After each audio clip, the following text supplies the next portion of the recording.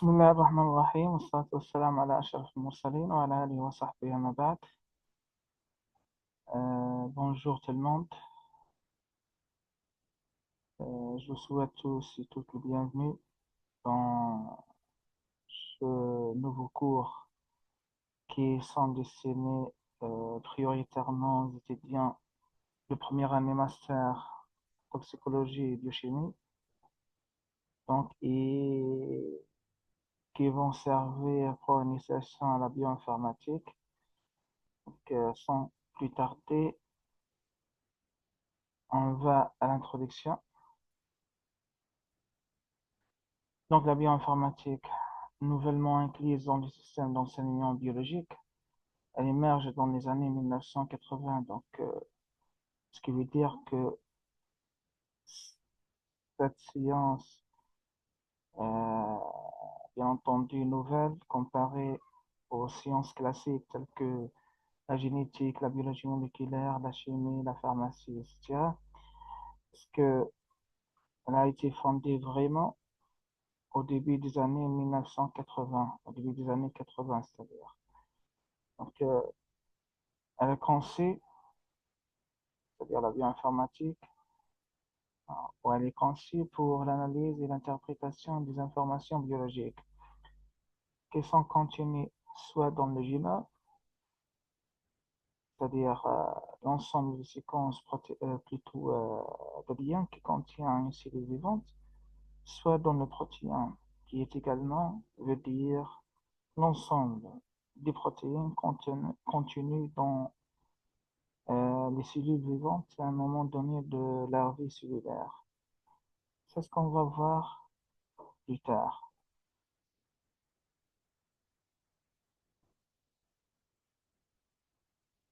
Donc, voilà. On peut également la définir comme étant la discipline in silico,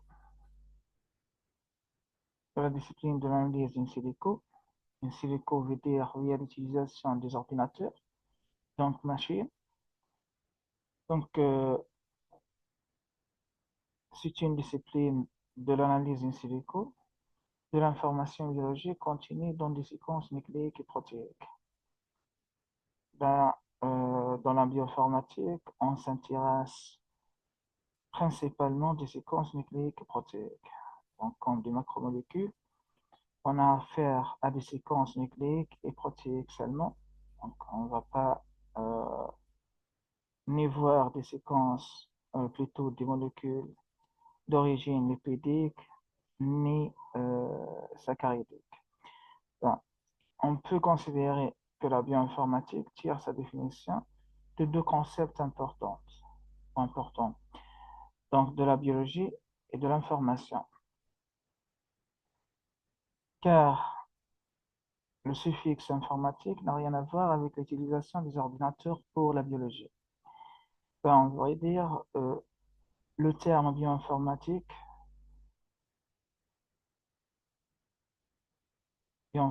comme vous le voyez ici par exemple, donc c'est un mot composé qui est principalement composé par bio, veut dire les sciences de la vie, tout ce qui est en vie, et informatique. Et là, pour, euh, pour être clair, donc la suffixe informatique, ça ne veut pas dire l'utilisation des ordinateurs. Ça n'a rien à voir, ça n'a aucune liaison avec euh, la science de l'informatique. Mais ici, informatique veut dire tout simplement information. Donc, on cherche à travers la bioinformatique tout simplement l'information biologique qui sont contenues principalement dans des séquences nucléiques et protéiques. Donc, à travers la bioinformatique, on recherche principalement des informations cruciales qui sont cachées à l'intérieur des séquences nucléiques ou des séquences protéiques. Donc la biologie et l'information, car ici le suffixe informatique n'a rien à voir, comme je viens de vous dire, avec l'utilisation des ordinateurs pour la biologie. mais il s'agit plutôt d'une discipline pour l'interprétation des informations génétiques et structurelles. Donc, par exemple, via la bioinformatique, on peut scanner une séquence nucléique, commençant de sa début jusqu'au sans fin, on veut de tomber sur des informations biologiques qui ont des significations biologiques dans cette structure. Donc la bioinformatique est devenue l'outil pour l'interprétation des données biomoléculaires, interpréter les données biomoléculaires. Par exemple, à travers la bioinformatique, on peut, par exemple, interpréter les liaisons entre deux biomolécules, entre deux protéines, bien entre une protéine et une molécule de lipide, ou bien entre un ligand et son récepteur, qui est de nature protéique, bien entendu, entre protéines et séquences nucléiques d'origine indienne ou arienne, et ainsi de suite.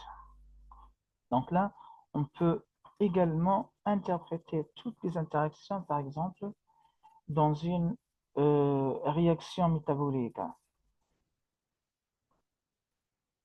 Parce que, quand vous voyez, les enzymes sont des protéines ayant la capacité de transformer un substrat en un produit.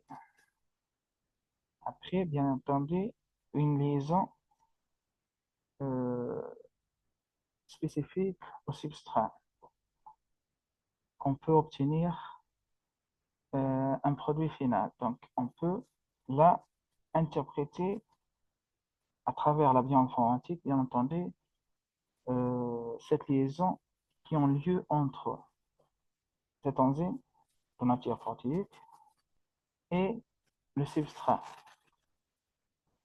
Analyser la structure des molécules. On peut, par exemple, comme je viens de vous dire tout à l'heure, scanner une séquence nucléique pour euh, rechercher des informations cruciales.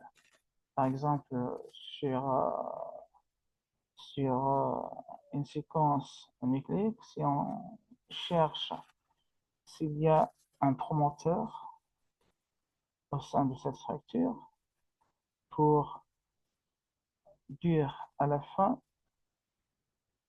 que cette séquence-là, il s'agit d'un gène ou non. Parce que vous savez que les gènes contenant des séquences régulatrices, donc la plus importante, c'est la région promotrice. Donc, si on a, comment dirais-je, la présence d'un promoteur au sein de cette structure, ça veut dire, ça peut confirmer la présence d'un gène au sein de ce fragment d'ADN. Donc, on procède généralement à analyser cette structure qui est la séquence en utilisant bien entendu un outil spécifique pour cette tâche et en allant jusqu'à la fin de la séquence en vue de retrouver euh, en vue de retrouver, comme je viens de vous dire, un promoteur.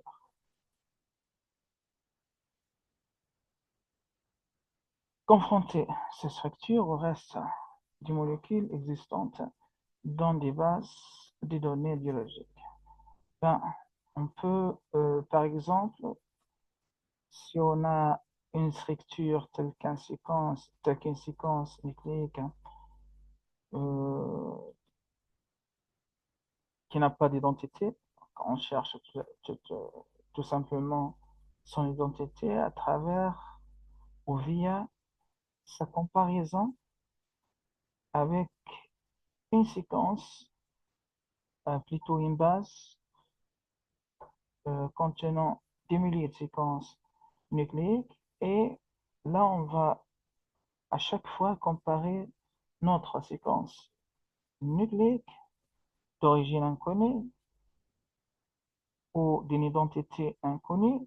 On- Par exemple, on cherche tout simplement à connaître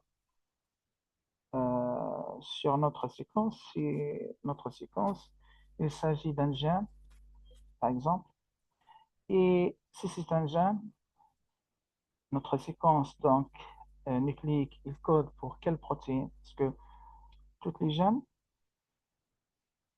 peuvent exprimer des protéines plus tard. Donc là, on veut tout simplement tout d'abord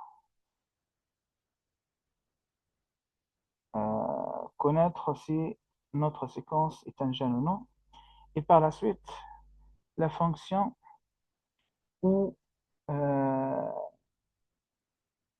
le rôle de protéine qui peut être exprimé à partir de cette séquence d'ADN. Il s'agit quelle protéine, il peut remplir quelle fonction. Donc, on peut tout simplement, pour aller associer, on peut comparer notre séquence avec toute une base ou toute une banque de données bioinformatiques contenant euh, des milliers de séquences nucléiques. On fait cette comparaison, bien entendu, un par un. Donc, d'une part, notre séquence avec la première séquence nucléique existante sur cette banque de données ou sur cette base de données. Et par la suite, la deuxième comparaison, c'est toujours notre séquence avec la deuxième séquence contenue plutôt dans cette base de données. Une troisième comparaison avec notre séquence toujours, d'une part, et jusqu'à la fin. Ben, finalement, on peut retrouver vraiment une séquence euh,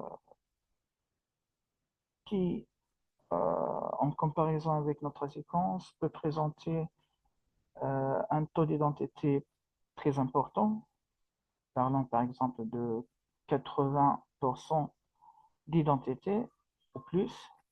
Donc la comparaison entre notre séquence et une séquence retrouvée sur cette base de données peut exprimer une similitude, un taux d'identité qui est égal à 80%, c'est-à-dire sur la totalité de 80% des bases azotées entre notre séquence et la séquence de la base de données, il y a 90% de ces bases de données sont, euh, se ressemblent entre eux dans leur enchaînement, bien entendu. Hein, on peut, euh, d'une autre part, on peut tout simplement ouvrir le fichier entrée qui contient toutes les annotations de cette séquence retrouvée sur la base de données pour avoir des informations cruciales euh, confirmant sur cette séquence qui a été retrouvée sur cette base des données et qui a une ressemblance de 80% avec notre séquence.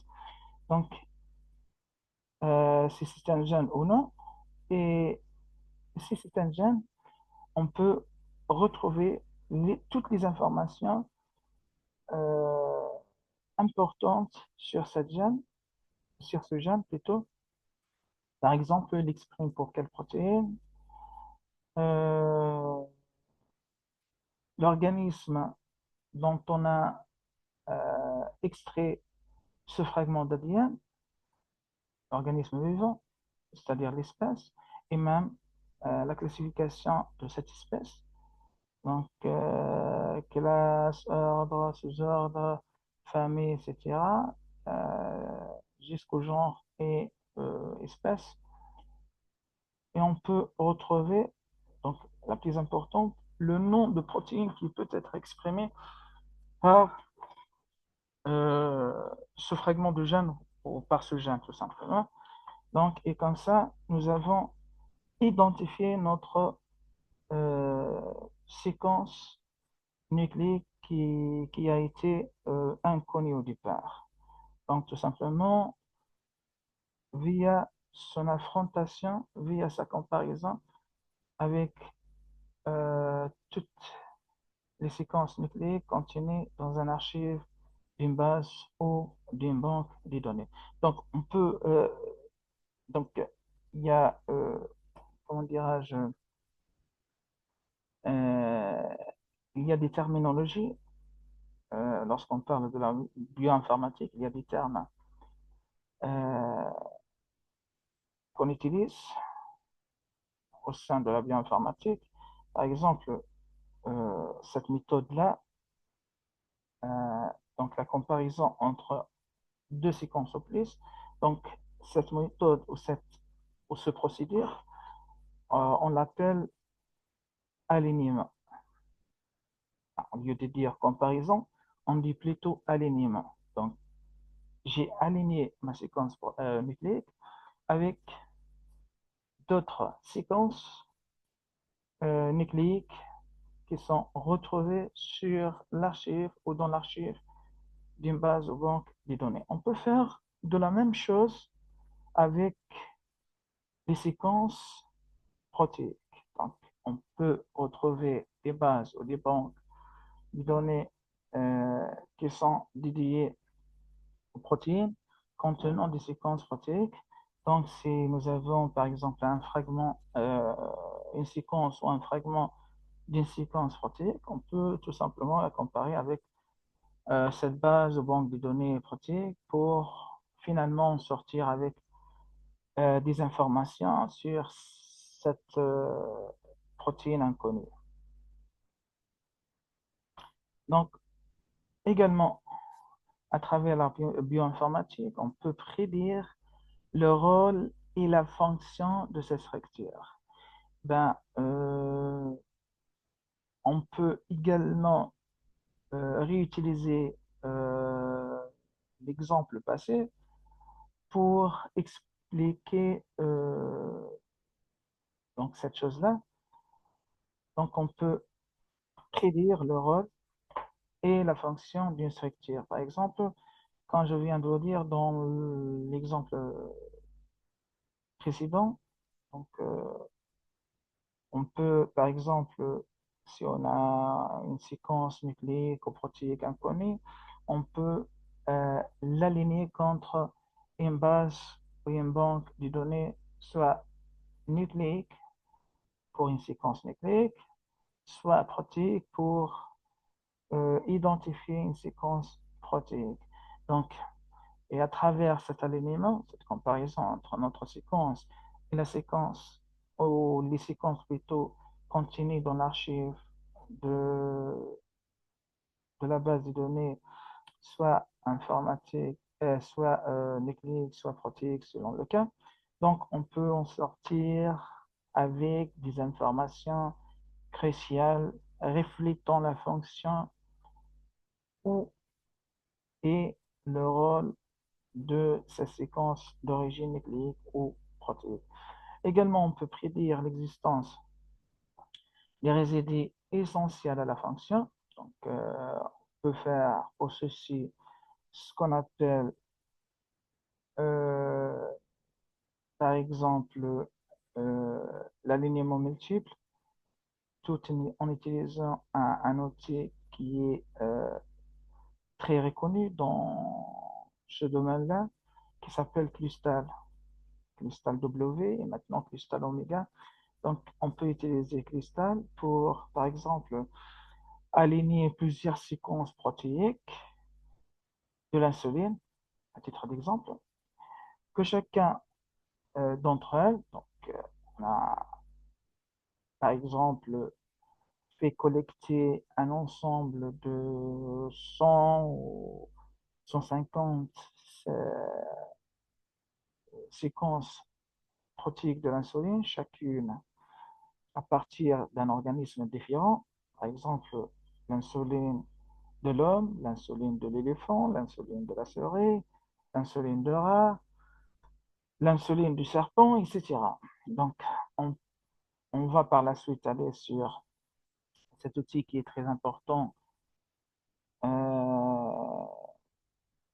qu'on l'a dénommé clustal oméga, et mettre toutes nos séquences protéiques de l'insuline à la fois et faire tout simplement un clic sur cristal oméga pour faire aligner toutes ces séquences à la fois. Donc, par la suite, on va euh, comparer là où il y a des petits fragments qui sont vraiment identiques sur tout au long de la comparaison à travers toutes ces séquences protéiques de l'insuline et euh, ces séquences qui ont une identité parfaite ou ces fragments qui ont une identité parfaite entre toutes, euh,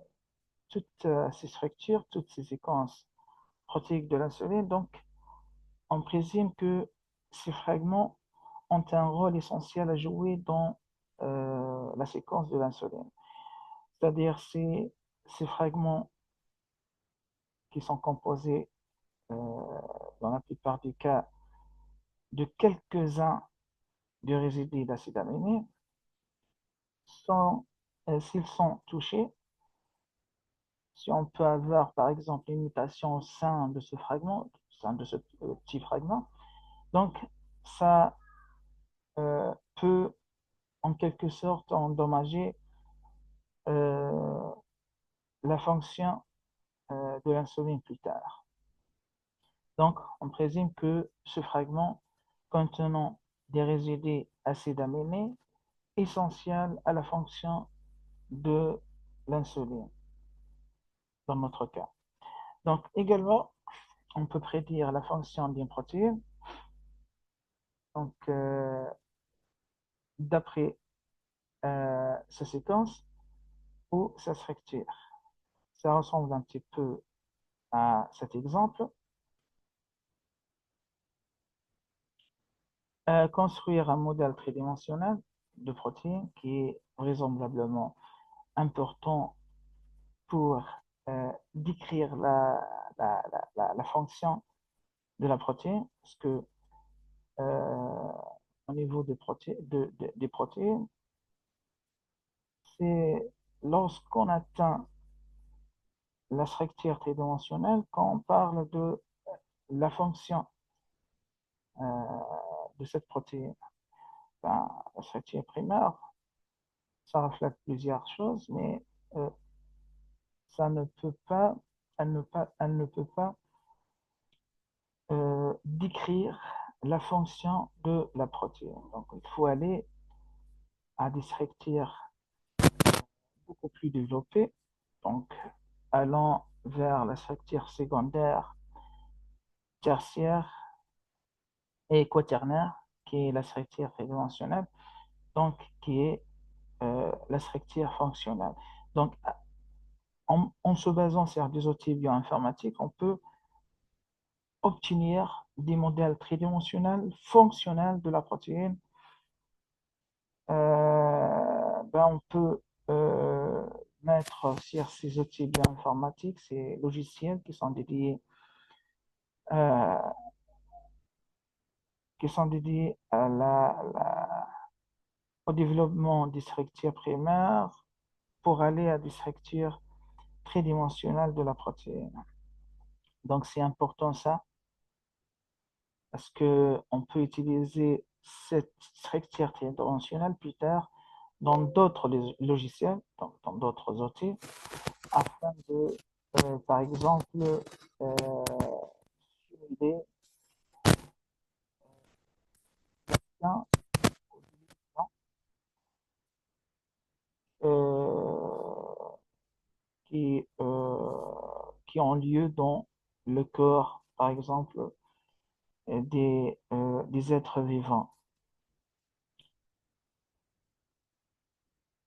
Prédire la charge globale d'une protéine à un pH donné. Maintenant, on peut utiliser, il y en a plusieurs outils bioinformatiques, chacun spécialisé dans, dans, dans, dans, dans un rôle bien défini. Donc, on peut prédire, par exemple, peut utiliser des outils qui peuvent nous aider à déterminer le pH, par exemple, d'une protéine,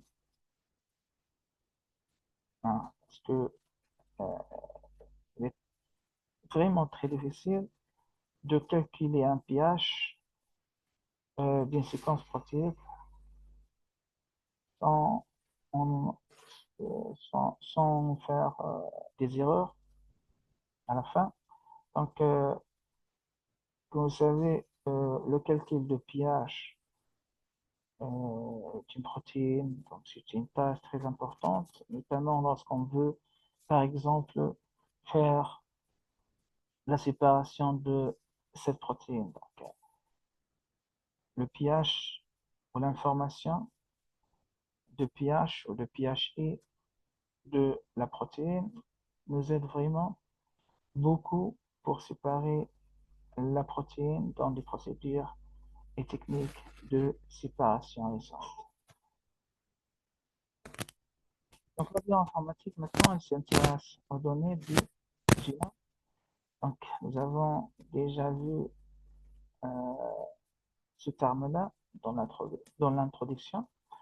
Donc le génome, là, c'est sa définition. Donc le génome, c'est la totalité de matériel génétique plutôt de la cellule vivante. Donc le génome, c'est tout ce qui est d'ADN à l'intérieur d'une cellule vivante. Transcriptome maintenant. Là, on est en train de définir des termes très importants qu'on va s'en servir dans le reste de notre cours, ou de nos cours plutôt, de la bioinformatique. Donc, génome, c'est la totalité du matériel génétique, c'est tout ce qui est ADN dans notre cellule vivante, dans nos cellules vivantes. Le transcriptome, ça désigne l'ARN transcrit à partir des, des fragments géniques dans notre génome. Donc, ça représente tous les ARN transcrits à un moment donné de la vie cellulaire. Parce que le transcrit, ça diffère entre un moment à l'autre de la vie cellulaire.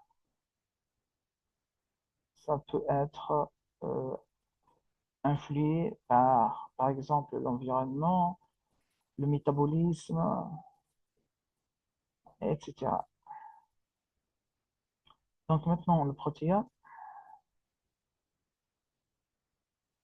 ça représente l'ensemble des protéines synthétisées par une cellule vivante. Également, à un moment de la vie cellulaire, parce que la protéine, elle peut différer également d'un moment à l'autre sur la vie cellulaire ou dans la vie cellulaire. Le métabolome, ben, regardez bien, toujours le suffixe "-on" veut dire un ensemble ou l'ensemble. Génome, c'est l'ensemble du matériel génétique. Transcriptome, c'est l'ensemble des transcrits. Protéome, c'est l'ensemble des protéines. Métabolome, également, c'est l'ensemble de métabolites. Donc, molécules organiques telles que les lipides, les glucides, faisant partie des activités métaboliques de la cellule vivante. Ben là, dans la bioinformatique, euh, on va beaucoup parler des termes, on va beaucoup utiliser le terme génome et protéine en l'occurrence.